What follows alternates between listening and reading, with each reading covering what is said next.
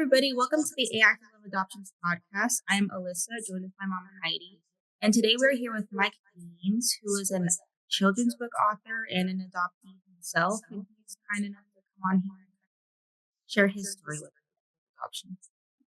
Yes, welcome. Thank you for having me. You're so welcome. Of course. Now, I know you got the positive gain. Do you have it behind you? Where does that come from? Yeah, so I run a podcast almost 5 years now, and it's centered around positivity. And when I was looking for a name, I tried to include my last name in it somehow. So I came up with that, and almost 100 episodes in. So been going for a little while now. Yeah, that is. Yeah. I think we're about 2.5 years. I don't know. But we appreciate you coming. I love the name. Oh, thank you. Yeah, that's really great. Yeah. It is. So your podcast is all about positivity. Mm-hmm. Yeah, no negative clickbait or anything. Just people that come on and share stories and advice for pretty much anybody. That was kind of the gist of it. The short version. Yeah. Well, and that's amazing because I think that that's what we need a lot of nowadays. Right? More positive stuff that's going on. So, okay, so now lead us into your journey as an adoptee. Yeah, so I was adopted at the age of around 2. I was born in Texas, Me too. and I immediately after being born, I went to foster care, into a bad situation that led me into foster care. And then so for my mom, it took her who adopted me. It took her a while to be able to get me because in Texas at that time, so I'm 34. So back in the early 90s, they weren't really giving single moms children. She kind of really had to do a lot to get me. They weren't sure if she was going to be able to parent the way that I guess they felt as if a 2-parent household would be, even though she was working a full-time job and, check marked a lot of different boxes. So, she had to fight kind of to get me. And they actually did our local paper did a story on it. After the adoption went through and was finalized, I remember them coming and shooting a bunch of pictures. But so we left Texas, and it was College Station, by the way, Bryan College Station. And her job transferred her out here to Arizona. And so it was her and I.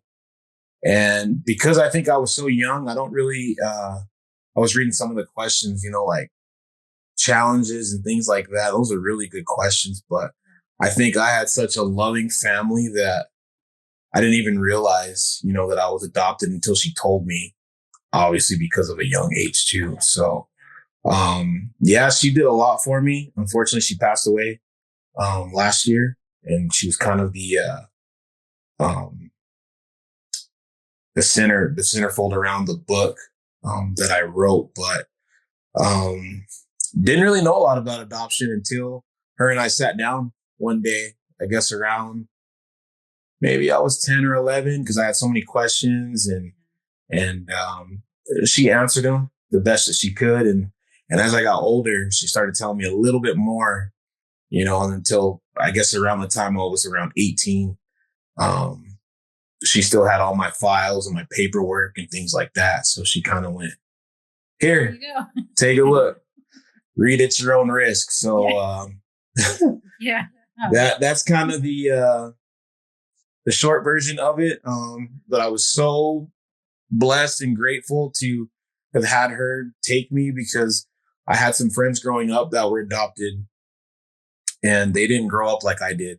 They didn't have a loving family. They weren't taught all the right things, and it kind of led them down a wrong path. So, that's the shortened version if you have any questions. Yeah. Were your friends foster children that were adopted? Or were they adopted? Yeah, they started off as foster children, and then they were adopted. Okay. So do you think it was the adoption situation that was bad, or the back and forth between? I think for them, they were a little older, Okay. and so they had been through a lot of things within their birth parents, and I think it caused them a lot of pain and a lot of suffering. So I don't know if the adoptive parents are really ready for that. I think that's what happened. That communication, that barrier just never got broken. Yeah. So the benefit. Yeah. I mean, Alyssa, we adopted her. She's out of Texas too. So she was born in Canton. I think so.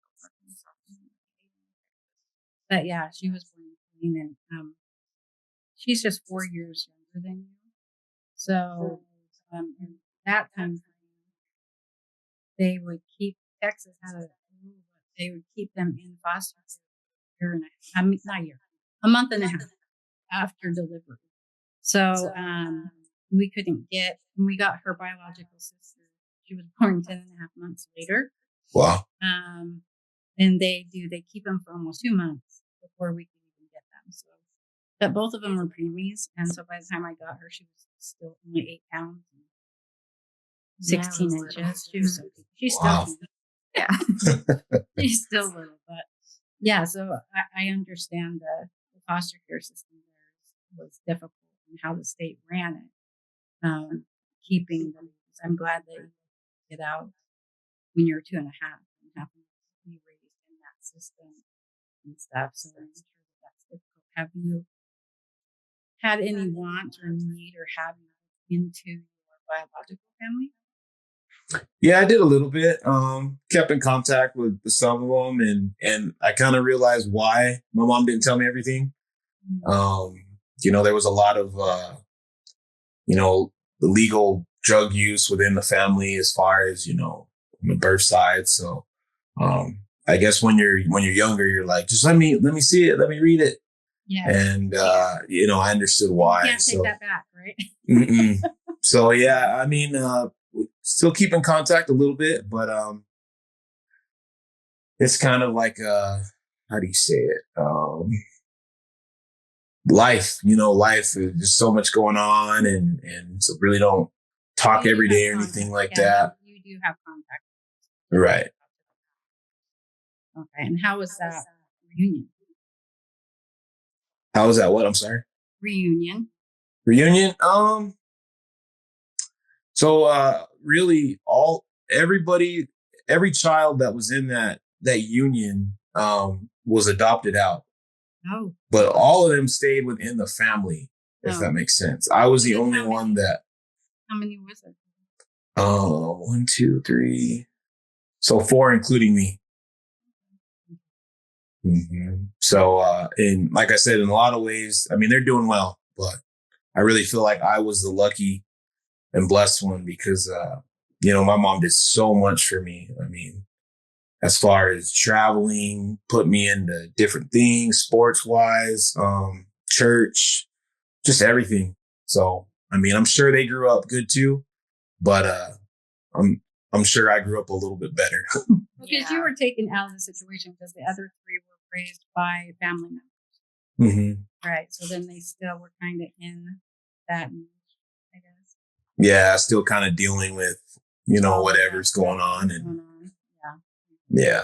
So that's what I was wondering. And so you have contact with your siblings and your birth mom and father? Or just... No idea about the birth father. And the birth mother, she passed away back when I was in high school. So. Oh. Mm-hmm. So it's just the siblings. Right. Okay. So then what led you? You said you have your book. Do you have a copy of it? I do. We do it on you. We put this on YouTube. So. Okay. Oh, cute. I love that picture. And so what I did is, this is the picture that they took from the newspaper. Yeah. This is the one that they took, and show you a little bit of artwork. That's hard. But, I love the artwork. This last picture is actually Sorry. No. It's actually the adoption the day that it was finalized. So yeah, I had a nice How little old were suit. you when you got the final? When she finalized? A little over, I think it was like 2.5. Okay, so you were still little. Yeah. Mhm. So did she get you? She got you at 2, and then you finalized. Yeah. So like the book is pretty, it's all real. I had to, I don't put everything in there, and I tried to make it as easy for a kid to read. Hence the illustration. So, um, pretty much everything in there, everything happened. I just left some things out just to make it more, I guess, readable. Yeah. But, Yeah. but yeah, it's on Amazon. It's been out for a few months, and yeah, I'll probably do one more aside from the adoption. But that book I'm probably most proud of. Is that your first book? No, that's my third one. It's your third. Okay. Mhm. So you wrote 2 other ones in a different genre. Yeah, so the first one's just like from moving from Texas to Arizona. And the second one was the piano, learning to play. Again, like my mom, made sure my brain was always moving, no idle hands, anything like that. So that's where all the stories come from. Mm. So the books that you're writing are based on your experience. Yeah, they're all based on my childhood. Mm-hmm. And so the adopted one, is that story about when she picked you up from foster care and that process? Can you tell me a little bit of what? Yeah. So like in the book, the boy, he appears a lot older, probably around 10 or 11. And I did that on purpose just because, me being little, and I remember a lot of pictures. There's so many little kids in the foster home, but I think you hear a lot about some of the older ones that don't get adopted. And I thought about some of the kids that I knew. So that part wasn't necessarily true as far as, being adopted later, but I did that as a kind of a tribute to some of the older kids that get overlooked. Yeah. Which is That's really yeah. There's so Mhm. Yeah. So I didn't read the story, but so I'm just trying to get a gist of it. So it has you in foster care. Is that where it starts? Yeah, so it'll start with kind of me in foster care, knowing that there's a chance of being adopted, and then looking and having my mom look through files and meeting with a social worker. So did she tell you she did all that? Is that Right. Okay. And then it kind of goes into where I slowly kind of distance myself from the foster home just because I'm spending more time with her and her having like teaching me, asking me, like, hey, I want to adopt you again, which didn't happen. But and then, the final thing as far as the court date and all that. So with your adoption, did your biological adopted mom, did she foster you before adoption? Or did you just straight adopt? No, it was just straight adoption. Okay. Mhm. And did you meet, like you were saying in the story, did you have meetings with her prior to? I'm just curious because we mostly deal with infant adoptions and newborns. So typically, a birth mom will come to us and she's pregnant and then has the baby in place. So we don't work up with the, foster care children or social services as far as that's concerned. So that's why I'm asking you, because I'm just trying to understand how their process works. Because you see some things where they have like, if you want to adopt the child, then they have you meet the child prior to, they stay in their home. And then sometimes they have outings with that child. I mean, was that the case? Yeah, it kind of was. They, from what I was told, so like mine was the birth rights for the parents were cut off at the hospital. Oh. And then from there, went straight to the home. And then I guess she had already was looking for about a year and a half or so. And so then, yeah, they brought her over after her looking through pictures and told her, this child comes from this kind of a home. I don't know if you want to. And then, yeah, they had her get with the foster mother to coordinate taking me out to see if it would be a fit. Okay. So you were in foster care then for 2 years. Basically, yeah. Mm-hmm. So, because rights were relinquished, then you probably tested positive. Right. That's kind of Alyssa's story. So her birth mom was given the option to either place her in agency where she would have a say in it, or the state would her birth mom said so that she can have a say so. But it was a closed adoption. Oh, okay. So you had no contact with any of your biological until you hit that age. Yeah, not until I was an adult. So, Which are you glad that that's how it ended? I mean, that you were an adult and not trying to do it for your mom, not trying to do it when you were a child. I'm sorry, cut out in the No, last part. I'm sorry. We'll sit closer because I don't know No, if you're I'm okay. talking loud enough or what. But so I was interested in knowing if you were glad that your adoptive mom kept that from you and didn't have you be in a relationship with your biological family until you were old enough to decide that for yourself. Yeah, well, it was closed, and I think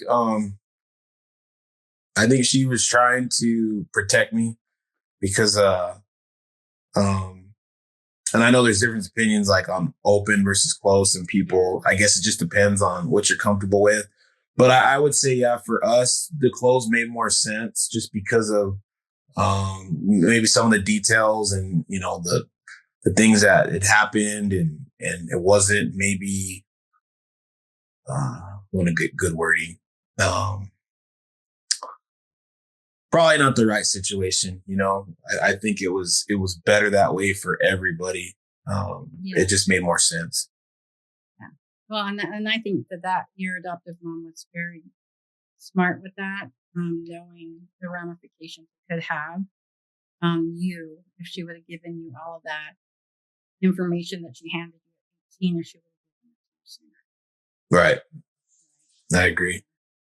And so, did your mother ever marry? No, she never married. So it was always just her and I. She didn't adopt any other kids. She wished that she would have. I was alone a little bit, and not alone like, woe is me, I have no friends, but I can't complain. Like I said, I had a lot of toys growing up. I had a lot of different things. Still have a great family. So I was never really alone in a sense of loneliness. There was no other kid in the household, but with my mom not marrying, that devoted all her time to me. And because her thing was, if I go on dates and things like that, which she did a little bit, she would always say, if I can't find somebody that is going to be good enough for me, then I'm not going to get in a relationship with that person. So I think a lot of it, circled back around me. She always put me first. Yeah. Sounds like so, and are you close to like your aunts, uncles, grandparents? Yeah, I am. Your mom passed? Yeah, we still talk. I talk to one of my uncles pretty regularly. Again, they all live in Texas. I'm the only one that lives in Arizona. So they'll still come down and visit, because I have kids, and they'll come to their games when they can, and vice versa. We just went up for a wedding last summer to Texas. So yeah, we're all still real tight. How many children? I have two. You have two. I have a 15-year-old and a 11-year-old.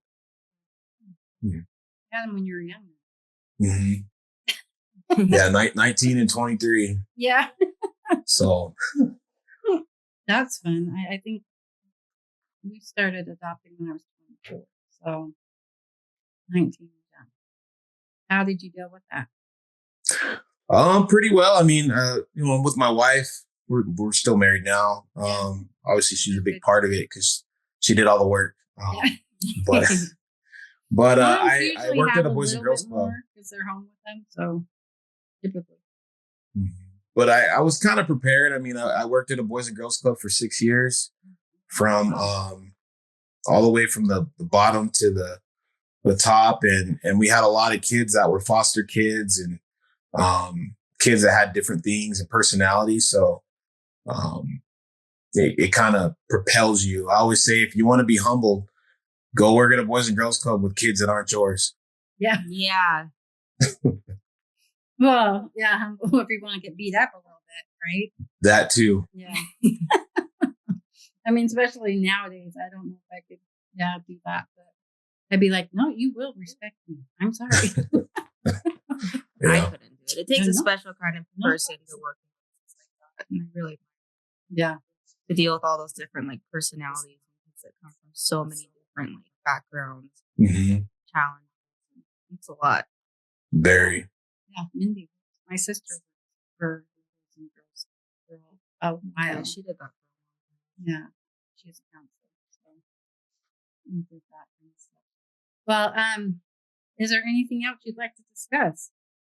You jumped through your stuff so quickly that Yeah, I'm sorry. I No, have a it's tendency to fine. do that because I don't like to ramble or mumble, ramble, whatever, and I can go on and on. But one thing I'd say is, when I was looking at one of the questions, one thing that I like what you put on there was, I think it was towards the end. It's something like, what do you? Oh, let me see if I can pull it up without messing my phone up.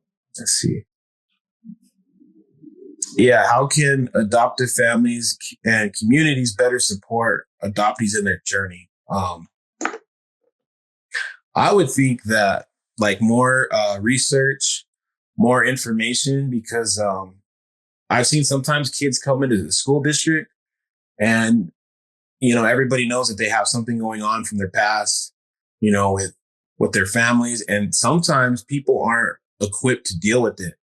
So they just write them off and they kind of let them do their own thing. And then, oh, we just got to get them to high school, or, as soon as they're out of our hair, they're not our problem anymore. And sometimes I would wish that there was a something to bridge the gap so people could communicate better. Because a lot of it's just communication. And sometimes kids don't have somebody that they can relate to on that level, because my journey isn't going to look like my friends' journey. I was the lucky one. I don't really relate to some of the bad things that people have seen because I didn't see that. So I would hope that maybe down the road, there's something that could be done to kind of help kids, foster homes, adoptions, things like that. What it is, I don't know. That's just me talking again, but what that looks like. Well, I was thinking that I think in general, a lot of families need that also. You know right. what I mean? The biological kids, especially if they're completely polar opposite of your personality. And you just don't know how to deal with that. I think in general classes, I mean, we have them take parenting classes, but it's not like the parenting classes we're talking about. So that would be more intense. Now, when they go, the families through foster care, which is surprising, they have to go through a lot. It's more intense. So they have to go through hours of learning. My sister adopted 2 children from foster care, and theirs was hard because they always want to reunify with the parents over just placing them, which end up in the long run messing them up more. All right. Now, because they were taken in and out and visitation with a father who was abusive, and I don't understand that, but in those circumstances, she had to go through tons of classes to teach them on what to expect, what could happen, how to deal. But it's nothing nothing. I don't know if there's anything that could prepare you for in that situation. Even her going to all those classes and learning stuff, there was things that came up and still do that. It's like, I don't even know how you even do that unless they have like, which they should, maybe they do have ongoing family support groups to help with that. I think support groups is probably the best thing to get things like that going for adoptees and adoptive families. Yeah, just to have somebody there that's like kind of going through the same things as you. Yeah. Kind of like bounce off of, so you can like relate more. Yeah, and then the adoptees could maybe talk to people that were, peers of them in their same age group that are going through the same thing. Because that's kind of what I did with our 4 children, is that because my husband and I are Caucasian and they are not. No. And so in my family, we adopted 4 African American children because I wanted them to feel like they were the majority somewhere, because we live in Utah, which is a lot of white people. And so at home, they outnumber. And so I wanted them to kind of have that. I wanted them to have relationships with each other that they would all know what they're doing, Yeah, that does make it a lot easier since we've kind of all been like the same thing. Kind of like have the same like emotions and stuff. and can lean on each other to help them get through situations like that. And even with our extended family, I have siblings who are African American, so it's crazy. I have my brothers and sisters are younger than my children, so because my mom's adopted. Oh, okay. And so I'm the oldest, so she had 2 biological, and then she adopted 8 after that. So we have a little bit of everything. We have Korean, biracial, I think just a sense of like community probably would be like a good start. Yeah. Just bring everybody together, kind of like help each other. Yeah, to have someone to lean on that knows what they're doing at that moment. And then maybe have an adult help you to direct them. I don't know, to help get through those emotions. Yeah. Through them. And just like what you said before, just communication in general is just a huge thing. Mhm. All aspects. Yeah, that the Just child should talking, yeah, being able to talk and share. Yeah, the child should feel like they can come to the parent and tell them whatever they want to talk about, which is difficult.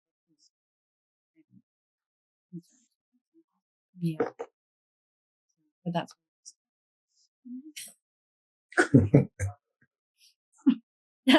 why you have siblings. Yeah. You didn't have to come to dad and which has helped a great deal. Yeah, it has. It's been good. Yeah. I can't complain either. Good family, good people. Yeah. Yeah. I hope not. What else are you gonna say with your mother sitting right next to you? I don't know. Only the right things. Yeah, exactly. Are you gonna say, no, it was horrible. She was a mean mother. Yeah. Gave me food, clothes. Terrible. Awful. I love this cowboy too much. That was the beauty of it too. The last thing that I was reading about, like what can you offer, help share with other adoptees? Yeah. That's just being adopted is just here, and then you can build and build from it. Like I said, thank God for my mom for making my brain work and making me think outside the box. I was a shy kid. I tell that story a lot. I was very shy growing up. Would not talk to people. I would hide behind her. That was my blanket. Whenever we were out in public, I would hide. I had a fear of cameras and everything. So I was telling somebody, if you'd have told me, 5-10 years ago that I'd be doing a podcast and meeting a lot of people like in the entertainment industry, and I would have never believed you. But it's because of the foundation of my mom. So I hope that other people that are adopted, maybe you don't grow up like me. Maybe it's still rough after you go to foster care or being adopted. But build on it is what I would say, and use it to propel you into something else, because you don't have to be stuck, you know. And so hopefully, people get something out of it, because who knows? I mean, they say the sky's the limit, but is it really? There should be a True. limit, right? Is there a limit? I don't think so. Mm-hmm. Yeah, but yeah, and that makes sense. And thank you for that, because I mean, adoption is just one piece of you, right? And then you can turn that into whatever you want it to be. Right. At some point, you have to say, okay, in bad situations, which is very hard when you're in a bad situation, but you have to say, okay, I'm going to let this define who I become, or use it and change here or there if needed. So you just kind of choose what you want to make yourself prefer. Yeah. I always tell my kids I'm not perfect, so if I have to pay for counseling, I will. And then to do it better. So that's Right. the hope of each generation. All we can do is just learn from the bad and try to And do better than I did. Hopefully, just continues keeps to do going. so. Yeah. Just keeps going. Well, I appreciate you. Is there anything else you'd like to discuss? No, that's all I have, unless you have anything else for me. Well, where can we find you? Where can we find your podcast, your books? We can link it all in the description, but if you want to, where can people find you? So the book is on Amazon. You just type it in, Michael Gets Adopted. And I'm on Instagram at the new Positive Gains. I'm on Facebook, the Positive Gains. TikTok, same thing, Positive Gains. I'm pretty much everywhere. Spotify, Apple, same thing for the podcast. And so I'm going to ask you one thing about your podcast. We talked a little bit about it. So what type of people is there? Like we talk about adoption and different things like that. Do you talk about specific things just for anything positive and motivation? Well, a little bit of both. Like it varies. Like one thing that people probably see online is like, this will give you an idea. Like I've had Omar Gooding on. So that's one of like the entertainment world. And we'll just talk about like his life and blah, blah, blah. And then I might interview an author who's also a children's, author. So I'm all over the place. UFC fighters, everyday people. I always tell people, you don't have to be famous to come on the podcast. Anybody that I think is like making a difference, or it's just positive. I want to hear the story. There's so much negativity out there. Oh my gosh. So negativity sells right now, unfortunately. So just a broad range, I guess. Yeah. That's kind of why we started this podcast, not for adoption, because adoption gets hit a lot. And a lot of negative. They always want to tell the worst stories, and not the good stories. So, I mean, there is bad in everything. So we do have some that aren't good, but we want to have a community that's an open place that people can talk about whatever they need to talk about in order to help other people going through it, what to expect, and that kind of stuff, different perspectives on it. So that we try to turn it to a good, what can we learn from this? How can we change it? Moving forward. And so that's kind of what we're trying to do. Yeah. Seems like that's kind of like what your goal is to just spread just positive. Yeah. All the good things. All the good things. Yeah. That's great. We gotta pass all the good things. Okay. Well, we appreciate you coming on. And then I do have the link for your book. And so I will put that with our podcast. Okay. When I put you up on YouTube. So I do YouTube first before it'll hit the podcast. Well, I appreciate it. Thank you again for allowing me, and you guys are doing a great job. I don't know if anyone's told you, but just keep at it, because it'll you're going to help a lot of people without even knowing it. And they might not tell you, but they're watching, and internally they're taking that home and resonating with it. So I appreciate that. Yeah, thank you. And sometimes you don't know. I know. You know what I mean? Is this good? Do people really want to hear it? So, yeah. And you get naysayers, but I'm like, come on, it's a good thing. So, I appreciate it. We appreciate Yeah. it. Okay, so she'll close us out, and then again, thank you for being on. Yes, thank you. It was Appreciate it. great. Absolutely. If you Thank ever, you. if you write your next book, reach out to us. I will. I'm working on one more and then I'll be done. Okay. Love that. Yeah, Look reach out forward to to us, seeing it. and we'll have you back on. Okay. I appreciate it. Well, thank you guys so much for joining us on the podcast. Special thanks to Michael for sharing his story with us. Be sure to check him out on YouTube, Spotify, Facebook, all that stuff. We've got his links in the description below. And if you want to learn more about adoption or have any other questions, you can visit our website at www.activeadoptions.com. Thank you, Michael. Thank you. See Thank you. Take care.